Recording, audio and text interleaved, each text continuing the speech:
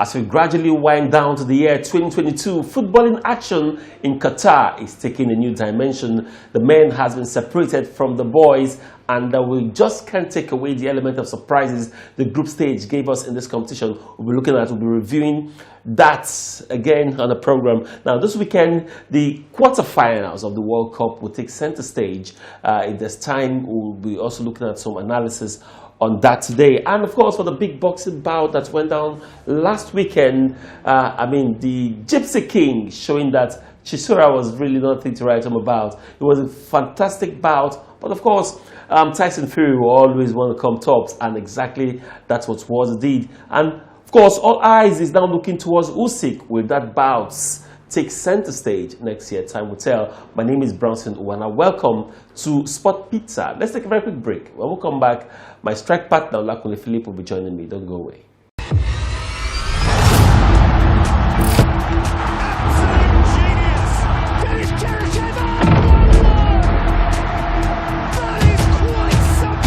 The greatest football showpiece lands in Qatar as 32 teams slug it out or become the next world champion. The World Cup is a platform where gladiators meet for bragging rights.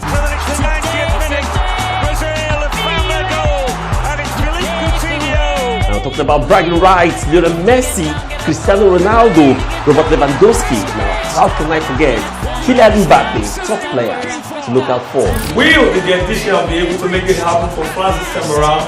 How about Roberto Martinez from Belgium?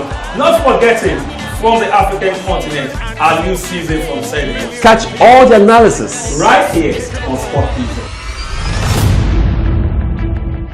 All right, welcome back. My strike partner, Olakunle Philip, joins me at this time. Kunle, good to have the program today. Yeah, thank you very much, Bronson. It's great to be here, and we are really enjoying the World Cup. Like you said, the boys have been separated from the men, and we're looking forward to still getting to see exciting games going down. All right, exciting game indeed. Now, from later in the week, we'll be seeing the quarterfinals of the FIFA World Cup taking center stage, and then some big teams. Now, for instance, the Orange Boys of Netherlands in this competition, maybe I underrated them a little, but they're the quarterfinals.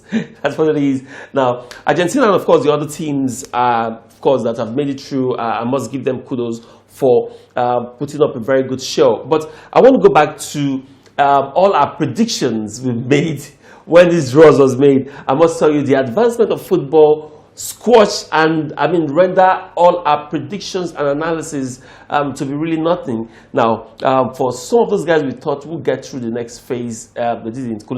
Shocking to see lots of elements of surprises in this competition. That's to show how much football has advanced, not just in Africa, but in Europe as well. Yeah, absolutely. This maybe not Europe, the world generally. The world generally. It's absolutely shocking. Looking at some of the results we've witnessed so far in the World Cup, looking at a team like South Korea qualifying ahead of Uruguay, a very surprising one. We also saw Morocco against all expectation in that group where we have Belgium, who could not make it into the next round. So I think it's been World Cup of surprises. Brazil losing to Cameroon for the first time. You expect teams like Brazil to cut away with 9 points. You expect France to go with the 9 point, but they all got shockers in their final games. Even Portugal, who started very well, could not end well because they lost their last game. And it's really, the World Cup has been full of surprises. The big teams, some of the big teams that you expect are already out of the competition. Countries like Germany, countries like Belgium, against all expectation, are already out of this competition, and it's really been a very, very surprising tournament so World Cup, I must say, World Cup full of surprises. Now, I just want to go back to review. I wish I could play our predictions when we haven't built up to the World Cup, just for us to see, how this football, this season, really mess up all our predictions. That's the beauty of the game. For me, when these games were unfolding, I was just laughing because, sometimes we think football is being played by country or nations, the big name they have, the global stage. But, times have passed. and we get what we get. Now, let's look at Group A, for instance. Netherlands, Senegal, Ecuador, Qatar. We always knew, Kule, that Qatar were going to be the whipping boys in that group. Absolutely. And they didn't disappoint. They lost 3 of their games. But of course, if there's anything to really smile about, they got a World Cup goal.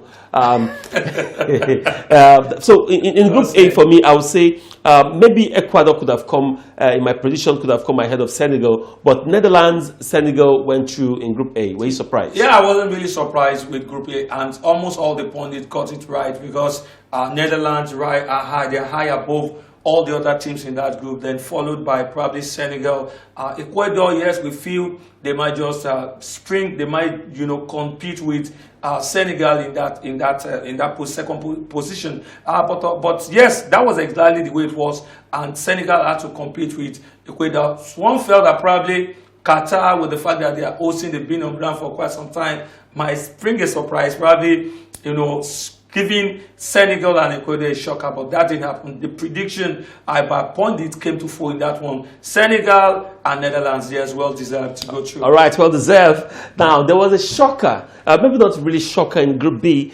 England, US of A, Iran and Wales. But now the shocker in that game was Iran made unsettle the team in their first game of the group, yeah. When they got an important win, and that happened to be their only win in that tournament, in this tournament. And I thought they would have built on that win. But Wales, for me, finishing below that tournament without 0 win, 1 draw, 2 losses, and -5 goals. That was shocking for a team that has the likes of Gareth Bale. Yeah, it will be a very shocking one. I felt that Wales might probably compete with the United States of America. When we previewed that group, we knew that England were the #1 team, and we felt probably Wales, and nobody gave Iran a chance. We felt that Wales and probably USA are able to compete with the United States of America and probably get the second position. But the United States of America did very well against all expectations, really played. One of the high points of that tournament, of that games that went down in that group, was the fact that the United States and England, England could not beat the Americans. The Americans, and, yeah. In a competing any major competition, England has not been able to beat USA, and the United States of America are really proud about that. And for me, yes, it was always being said that probably US or United States of America or Wales might be grabbing the #2 spot, and exactly it lived up to that billing. All right, that's what it is now. Even though US of A have crashed out of the tournament right now, after they lost the round of 16 games to the Orange Boys of Netherlands, but it was a good game, 3-1 it ended. But we're not going to look at the round of 16 anyway. Let's look at some of the shocking and the surprises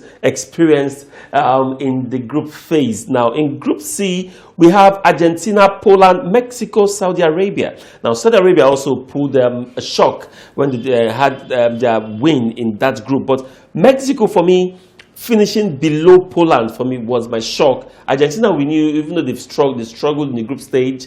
And, of course, even though in the round of 16, they were able to beat US of A to get to the quarterfinal. Like I said, I'm not going to mention the round of 16. Let's concentrate on the group stage. But you look at the fact that Mexico finished below Poland. Yeah, that was surprising for me. It was surprising, and one of the group started with an upset, and it was the game between Saudi Arabia and Argentina. And Saudi Arabia, against all expectations, got a win against Argentina, and that the group opened, and everyone felt that probably Argentina might just not be able to make it into the next round. And I wasn't surprised actually that Poland. I knew that it was going to be a battle between Poland and Mexico, but I felt that Mexico, by virtue of their experience at the World Cup, they've been in almost all the World Cup, and they've always been doing well. Probably never, I think they've not been to the final before, but they are a decent side who, for me, could have gotten past Poland in this group. But Poland stood their ground with players like Robert Lewandowski.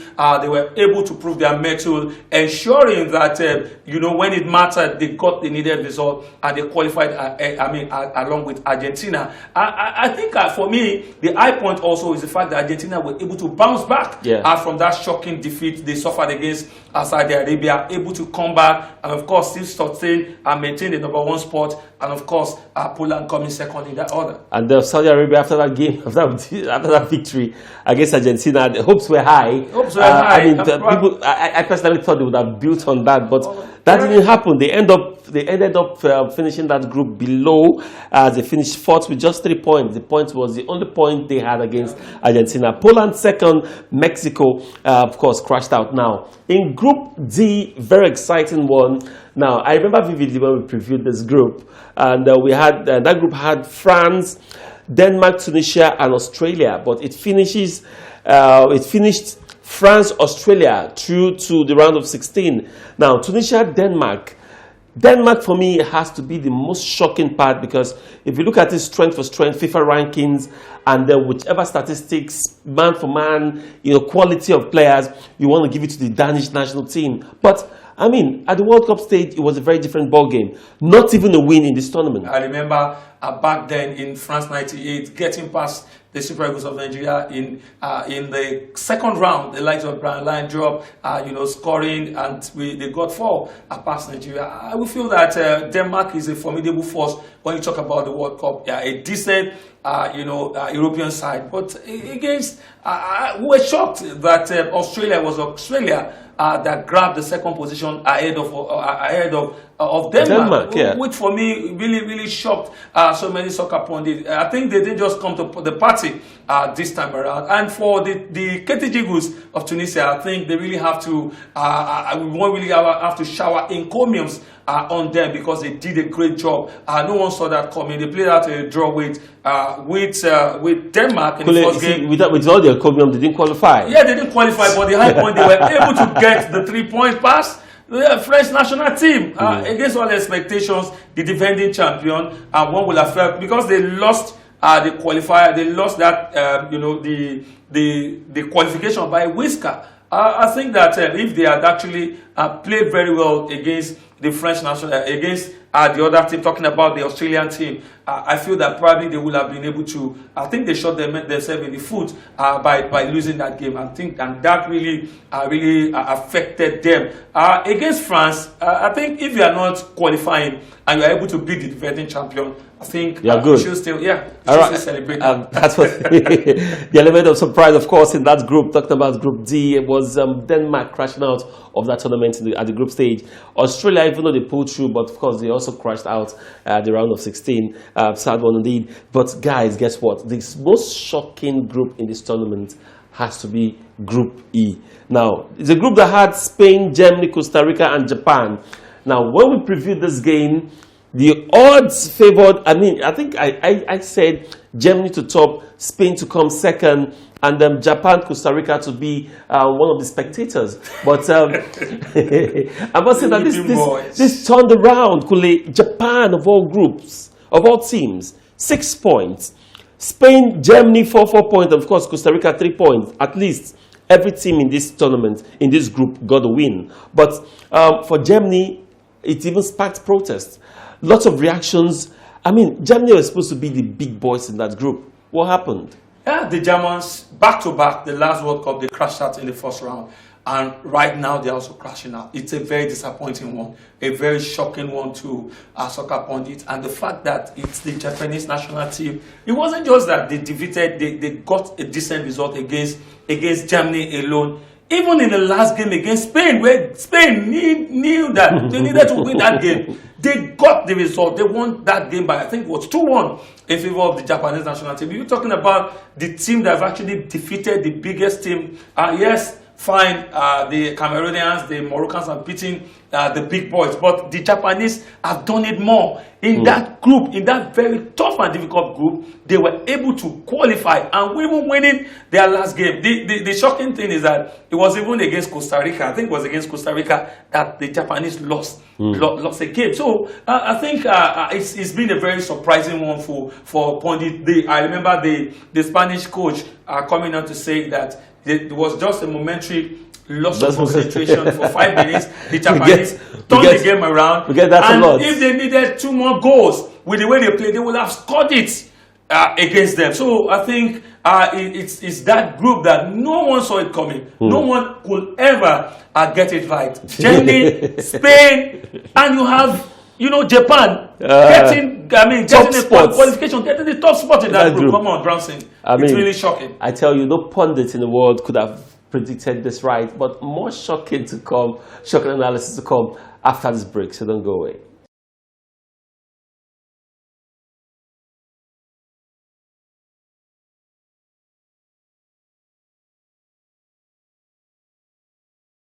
All right, welcome back. Now, still continuation of the shocking experience in the group stage of the FIFA World Cup. Now, let's talk about Group F, where Morocco made us feel so proud to be Africans.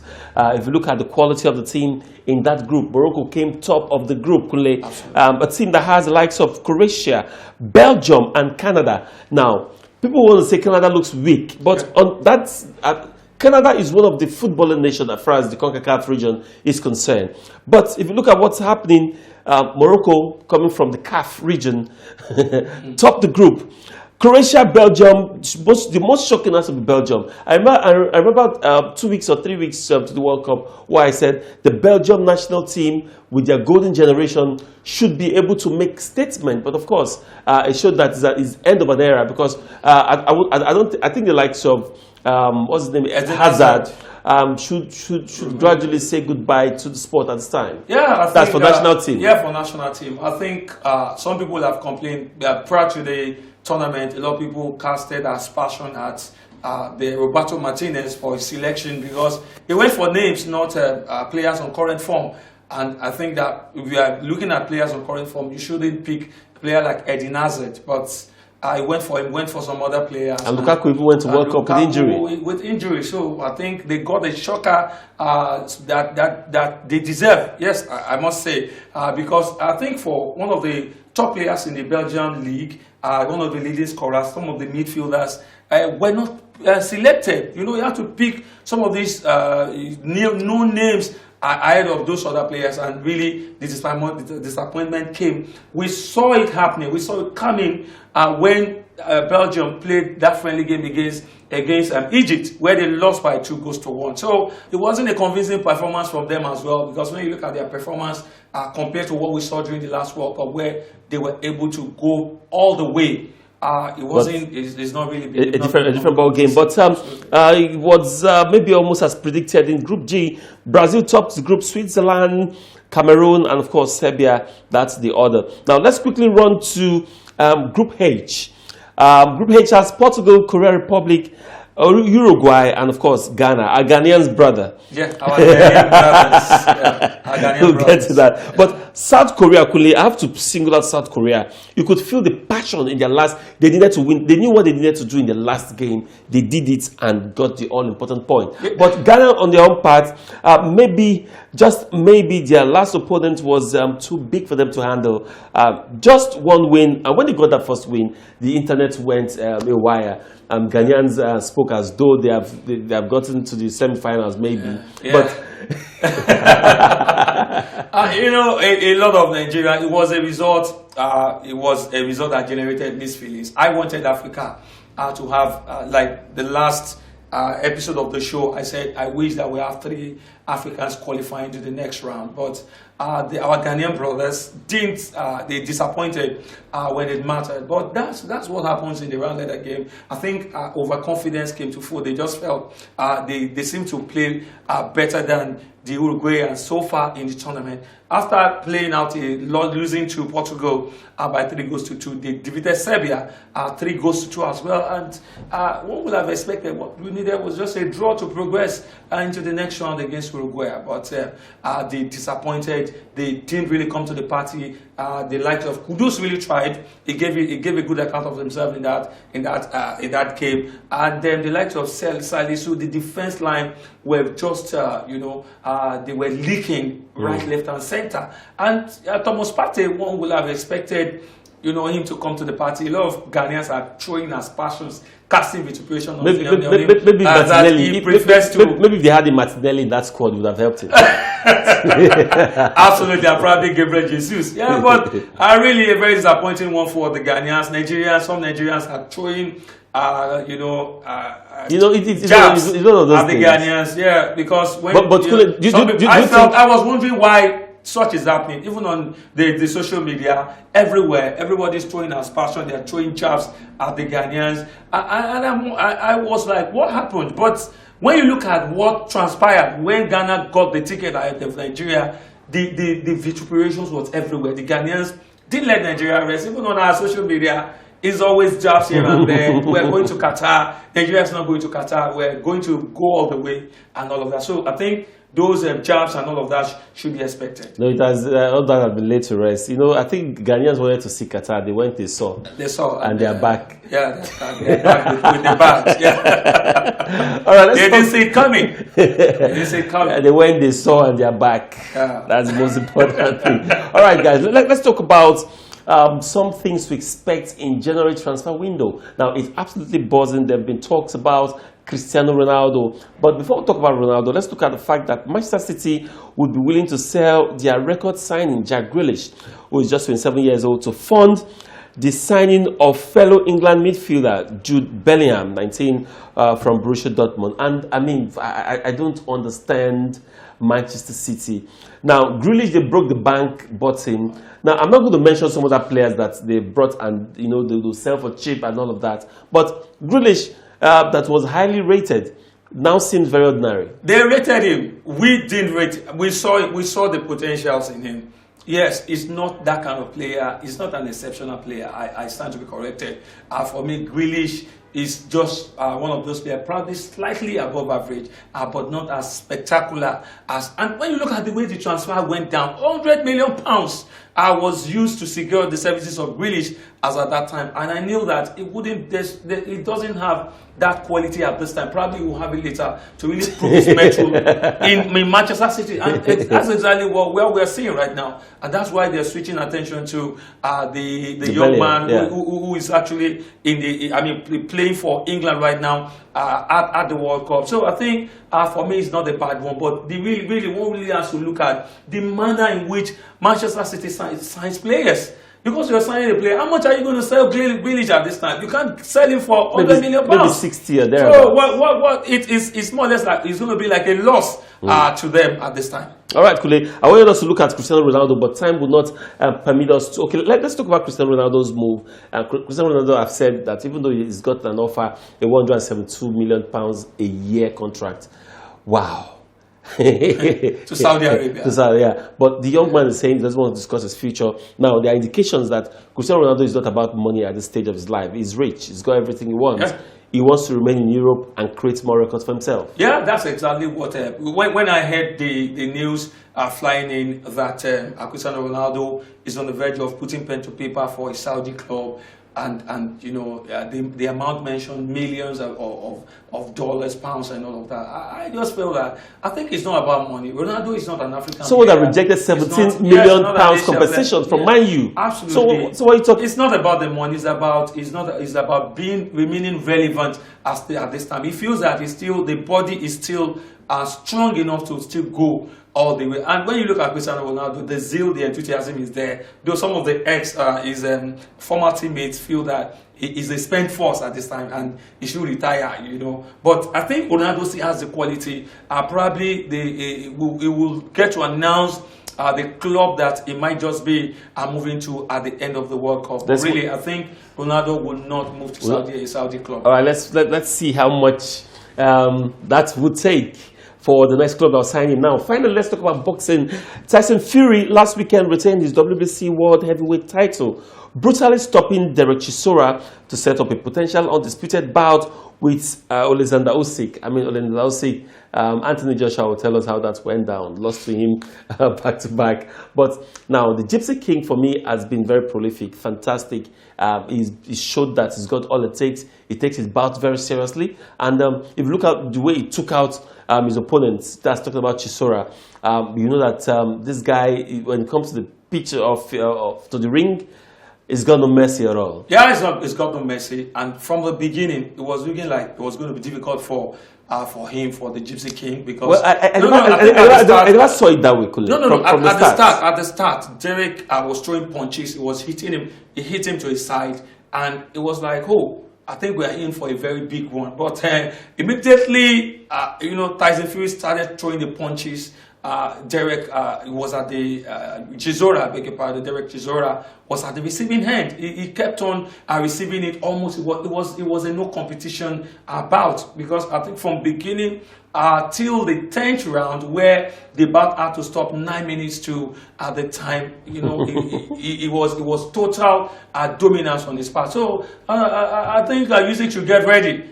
He will understand the fact that this is not our own Anthony Joshua. He's going to be up against Tyson Fury, a very a boxer with no mercy. In 2023, we're going to see that bout, and I just can't wait for it. I want deals, contracts should be signed. If it's going to be in the UK, maybe we should go and watch it live. Absolutely. And see how we take from there. Thank you very much, Olakunle Philip, for being on the program today. Yeah, my pleasure, Bramson. All right, with that, the wrap on the program today. Thank you so much for being a part of the show. Now, also thanks to those who keep sending us emails. We read your email every time. Thank you so much. Now, if you haven't joined our Facebook community, you are missing a lot, because most of the conversation we don't finish on the show. We take it straight to our YouTube community. So go to our Facebook page is Sport Pizza. Like the page and join the conversation. You can also go to our YouTube channel. It's Sport Pizza. Don't forget to subscribe. My name is Bramson Uwana. Thank you so much for watching, and enjoy the rest of your day.